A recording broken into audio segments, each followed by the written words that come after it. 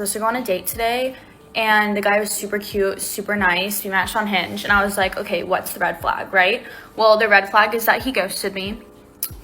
Love that. And I'm like, I'm a for the plot dater, okay? Like, first, second date, I'm like, the worst that could happen is it's a funny story. And I genuinely do love dating. Like, I think it's really fun, and I've had so many like funny stories from it, right? Liar, liar, liar. But I'm like, how am I supposed to date for the plot if my date ghosts me?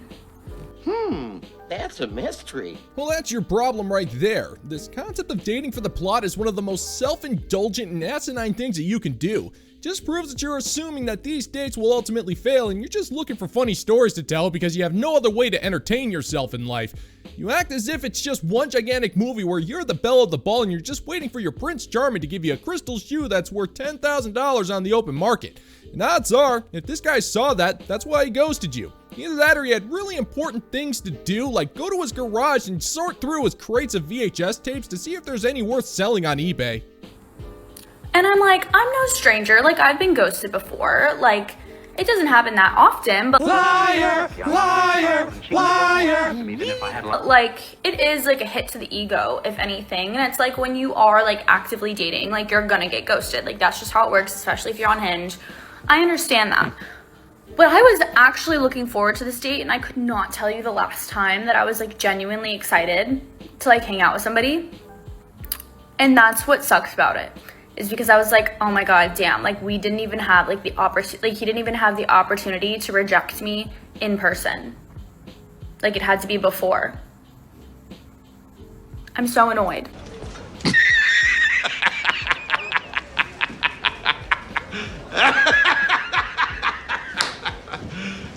Are you serious? No, it kind of sucks that I have to be the one to tell you this, but you have no right to be annoyed. This guy clearly didn't feel like rejecting you in person because it wasn't worth it. He already knew he was in for 2.5 hours of unnecessary brain pain, so he decided to forego all of the formalities and just ghost you ahead of time, which is something that happens way more often than you'll ever admit.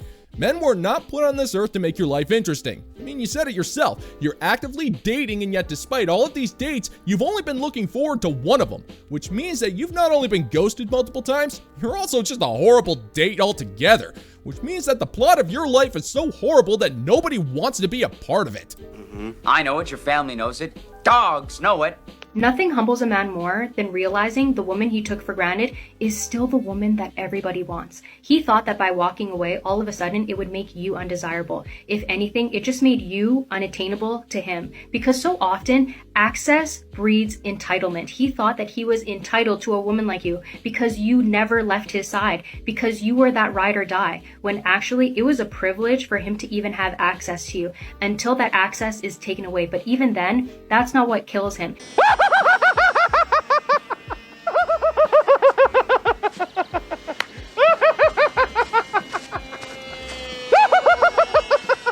I really don't see how this is humbling a man. If a man decides to leave a woman, he has his reasons and ultimately decided that whoever you are, regardless of your imagined desirability, you just weren't right for him. Most of the men that you desire will just ditch you and not look back, and he really couldn't care less if other men find you desirable. He didn't take you for granted, it was actually the other way around. He got tired of you being entitled to him simply because you're lonely and his bed was open. It was disturbing his peace, and that's the one thing he wasn't willing to sacrifice, and your only recourse is to cope by saying that other men want you, which is something nobody really cares about. That's not what brings him to his knees. What actually cuts like a knife Bryan Adams is watching another man give you the very thing he said he couldn't. Perfect example of this is Justin Bieber. Justin didn't crash out when Selena was quite literally fighting for her life. He started to crash out when the weapons formed against her were unable to prosper, when she was able to rise without him. It's not that you moved on, it's the fact that somebody else saw you as worthwhile and stepped up, and that you were able to build a life that was even better than the one that he had with you. Oh, really? No, I really don't think it's a smart idea that the basis of your argument is celebrity gossip and a lyric from a Bryan Adams song. Now, don't get me wrong, my opinion on Justin Bieber has softened over the years. I still don't like his music, but this guy was pretty much used in some of the most unspeakable ways imaginable. This was a guy who was literally physically violated on national television, and the person who violated him was celebrated for being a cougar while everybody laughed at him.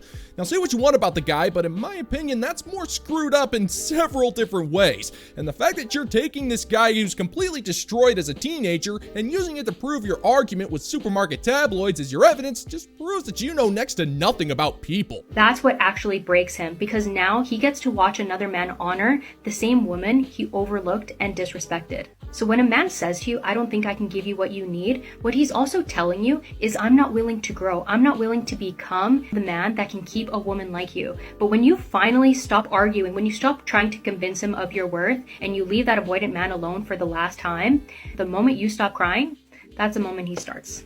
Man, that's just mean. That's mean, man. Okay, so in other words, you're literally celebrating a man's emotional heartache, and that is insanely messed up. You like to think that when a man leaves you, you will get the ultimate revenge against this guy by thinking because you were able to fool another guy into wanting to be with you, while also masking your obvious emotional damage, that somehow means you've won. The only person who's made this into a massive battlefield is you. So why do you think men are walking away from this battle? It's because men have enough problems without having their minds and bodies and spirits maimed by the likes of you.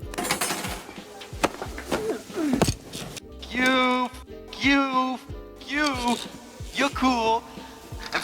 I'm out. If you are in no contact because your ex broke up with you, why do you think it's your job to reach out? What excuse are you using this time to justify betraying yourself? They know they hurt you and they know where to find you. Do you not think if they wanted to, they would? You're knocking on a door that they intentionally closed and then re-traumatizing yourself every time they reject you. They initiated leaving you, which means they didn't want you, so what else do you have to say? Reaching out is going to make them resent you because you're not respecting their space and you're begging someone to reconsider your value and forcing your presence, which makes you undesirable and leaves no room for regret. I can see behind your shirt. Well, the answer to that question is fairly simple there, sweet cheeks. The reason why modern women break no contact is because they have a profoundly low sense of self-worth. They measure their lives based on the emotional support that other people give them, especially when it comes to modern relationships. You always want more of Mr. Chad's wild ride, especially when he's finally kicked you out of his proverbial car, and it leaves you empty and unfulfilled. You always want more because you measure your self-worth based on how much you can get this man to want you, even though he's clearly never wanted you in the first place. You should never have to convince someone to love you, and the real question is, why do you not respect yourself? They do not deserve you, and you do not deserve the pain that you're self-inducing. Contact makes you feel connected, but it makes them feel suffocated. Why do you think they ignore you or they take hours to respond? It's because you're an inconvenience, which then prolongs your own pain because you keep getting disappointed. They're not crying, they're having fun doing fuck knows what, and you're enabling their behavior because there's no real consequences for their actions. Why would they choose you if you're too weak to walk away? I know you're in pain and I know you love them. All you want to do is seek comfort in the same person that hurt you. Wow, that's fantastic work, man. You have the wisdom of a 6,000 or 7,000-year-old man. That's fantastic. We don't have to fill up the whole blackboard after all. Maybe I'm wrong on this one, but I don't think it's a smart idea to be commenting on this dude's consequences of their actions when you're the one who's made the terrible decisions. Now, I'm not about to endorse the mistreatment of anybody, but there comes a point where you have to look in the mirror and try to understand that you made some terrible decisions when it comes to what man you let into your life. And if you do that, then you'll have no way of applying your 6.5 tons of makeup while complaining about relationships. But you need to learn to control your emotions. Not scientifically possible! Because it's not your responsibility to do the pursuing, especially when they thought their life would be so much better without you. You are helping them detach and let go if you do not leave them alone, because the perception they have of you is the one you're currently building, which is someone that is desperate, needy, and emotionally unstable, and someone that cannot live without them. You have the strength to get over this if you are just willing to try, because sacrificing your entire being for the sake of someone else is not worth it. Speak for yourself, moron. Oh my God, that is funny. We have seen countless testimonials that prove telling a modern woman to learn how to control her emotions is like telling a pyromaniac to stop burning down municipal offices. Your intentions might be in the right place, but it's pretty much a fool's errand. Modern women have been repeatedly told for decades that even though they may fly off the handle and act as immature as they want, they're still emotionally mature and the rest of the planet needs to become more emotionally intelligent to suit them. But that's kind of impossible. You'd have better luck getting into a headbutting competition with with a T-800 Terminator and winning long before you can convince a modern woman to control her emotions. That's funny because it's so true. If I'm ever going to date a man again, God forbid, this is the list of requirements I'm going to need from them. What's wrong with your face? I'm so serious. I'm literally not joking. I'm serious. I'm going to need to see 2 valid forms of identification, okay? You got a driver's license, a birth certificate, a passport, an ID. Hand them over. I need to see at least 2 of them. Next is a full background check. I'm going to need you to show me your entire criminal history, what your mom's name is, your dad's name, your sibling's name, and every prior address that you have ever lived at. And no, I'm not paying for it. Third is a drug test. I don't need you to get your blood drawn or anything like that. It can be from like the drugstore or the dollar store or something, but I'm gonna need to see what's in your system, sir. I don't really care about occasionally. If it's a problem, then absolutely not. This is scary. Alright, well, fair enough, but you can play at that game. If any man should date you, then you need to be able to provide a comprehensive list of bedroom partners. You're also going to need to provide dates and times of your hookups, as well as the locations. You're also going to need to provide the title deed to your car, the lease agreement to your apartment, as well as a notarized statement of intent as to what you expect from this guy. You're also going to have to go and buy yourself some neodymium magnets and hold them in front of your face for a minimum of 10 minutes to see what that happens. And no, you can't use refrigerator magnets as a replacement. They have to be top tier powerful ones, and no, I'm not paying for them. But anything beyond that, please don't let the door hit you on your way out. Goodbye. Next, I'm gonna need to see proof of income. I'm so serious about this. This is so not a joke. I'm not playing around. I'm going to need to see proof of income. Not because I'm materialistic or that I have some dollar amount set aside and I need you to pay for anything. I got myself. I pay all my own bills. I don't need you. But I do need to see that you give a fuck about working and making money and paying your own bills before I agree to get into a relationship with you. Side note, you will be paying on the first date because every single time that a man has made me pay on a first date, it has gone horribly wrong. Huge red flag. After that, I'll go 50-50 with you. I have no problem doing that. Liar! Liar! Liar! But first date, that one's on you. If you want to take me out, if you want to take me on a date, why am I paying? Give me some money. Give me some money. Listen, there's no sense in trying to kid anybody here. You've got to head for a pincushion, and we all know that you're never going to date a man again. Even the men who would find your body augmentations to be attractive aren't going to either because you're effectively punishing them. You've dated some horrible men, but it's not the responsibility of single dudes to make you feel safe and to pay for the sins of the men who ruined you. You've apparently dated yourself a slew of drug addicts, deadbeats, and garage band bassists who are sure their big break is just around the corner. But much like the dreams of diarrhea milkshake, they're just about as delusional as your demands. Why would I be paying for it? Next, if you have sisters or your mom is in your life, I'm gonna need to have a conversation with them. Not like an in-depth conversation, but I just need to know. I just need to know where you stand with them. And lastly, but only last because I can't think of anything right now, I probably will after this video, I am going to need literal references from your ex-girlfriends. Do you know the amount of times I have had my ex-boyfriends hide their ex-girlfriends from me so that I wouldn't be able to contact them because they knew that if I did contact them, they would tell them that they were a shitty person? I will be speaking to your ex-girlfriends. If you try to hide them from me, huge red flag where I don't want to go any further with you. If you're a man and you think that any of this is unreasonable, I genuinely have nothing to say to you. I have nothing to say to you. All right.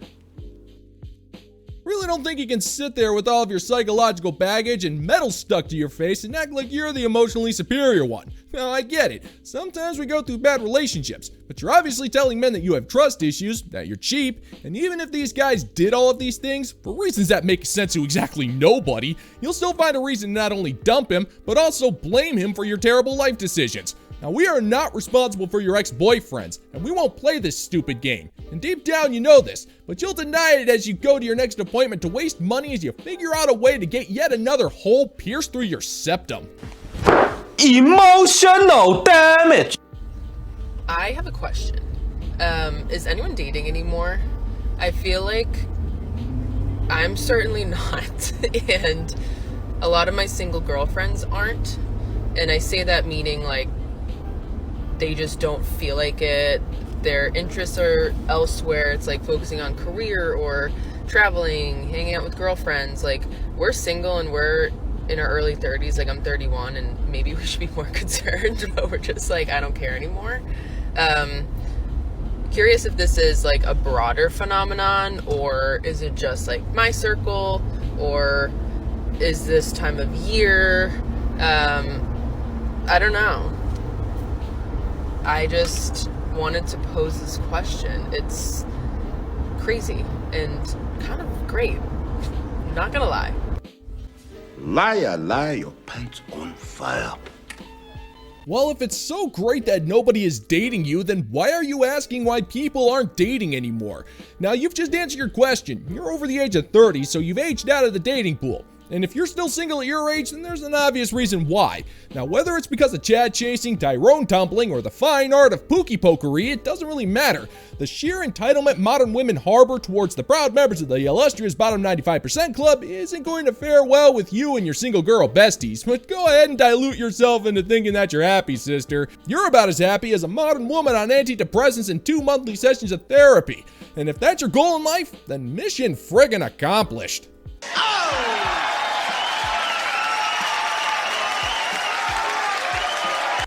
Just want to take a moment and say thank you to the fine members of the Bounty Board over on Patreon for the support of my work as I continue to get content to you guys every single day of the week, and it just warms my heart to know that I have all sorts of support from you guys, and I cannot thank you enough. All hail! If you're interested in supporting the channel, check out the Bounty Board over on Patreon, where $5 a month gets you access to exclusive content you're not going to find on YouTube. And if you're finding my particular brand of comedy is bringing you to the brink of laughter, then why don't you go on down and click that like and subscribe button and ring the notification bell so we can give the good old-fashioned middle finger to the YouTube algorithm. Thank you so much for checking out the new video, gentlemen and gents, and until next time, peace out, homies.